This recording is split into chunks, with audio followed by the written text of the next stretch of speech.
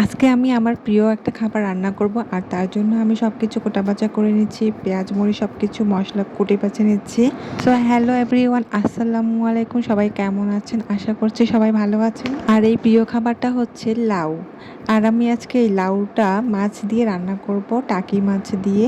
আর সাথে একটা ভর্তার রেসিপি করব, বেগুন দিয়ে শুটকি দিয়ে খুব ঝাল ঝাল করে একটা ভর্তা করব। আসলে ঝাল ঝাল করে ভর্তা খেতে আমার অনেক বেশি ভালো লাগে। এখন আমি সবগুলো সবজি খুব ভালো করে ধুয়ে নিচ্ছি, সাথে মাছটাও সুন্দর করে ধুয়ে নেব। আর এই লাউটা যে কোনো মাছ দিয়ে রান্না করলেই কিন্তু খেতে ভালো লাগে, আর টাকি মাছ দিয়ে রান্না করলে আরও বেশি ভালো লাগে।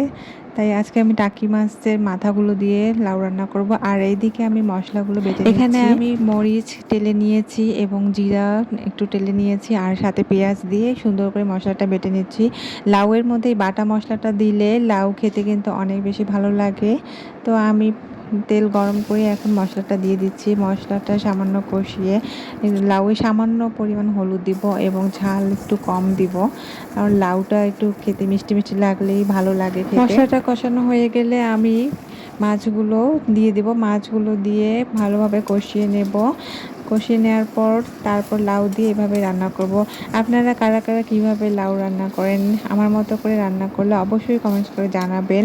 আর আমার তরকারিটা কী রকম হয়েছে দেখতে আপনারা অবশ্যই কিন্তু জানাবেন কমেন্টস করে। তো এখন আমি লাউগুলো দিয়ে দিলাম। লাউটা একটু কষিয়ে নিয়ে আমি পরিমাণ মতো পানি দিয়ে দিচ্ছি।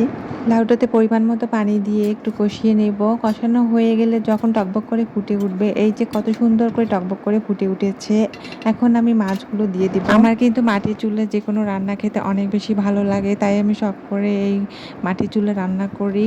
এই যে এখন আমি কষানো মাছগুলো লাউয়ের মধ্যে দিয়ে দিলাম।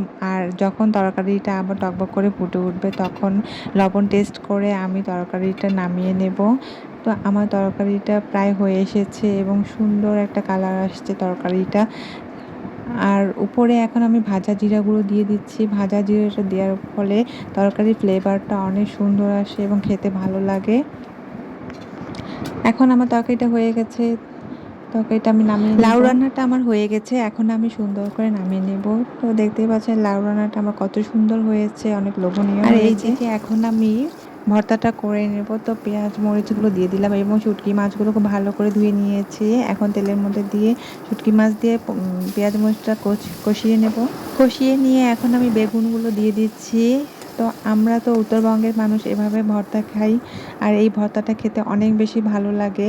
আপনারা কারা কারা এভাবে ভর্তা বানিয়ে খান অবশ্যই কিন্তু আমাকে জানাবেন। সামান্য একটু পানি দিয়ে বেগুনগুলো কষিয়ে নিয়েছি। এখন পানিটা শুকিয়ে গেছে, তো বেগুনগুলো আমি ভেঙে ভেঙে দিচ্ছিলাম খুন্তি দিয়ে। এখন একটা ভর্তার পিষনি দিয়ে বেগুনগুলো ভালোভাবে ভর্তাটা করে নিলাম।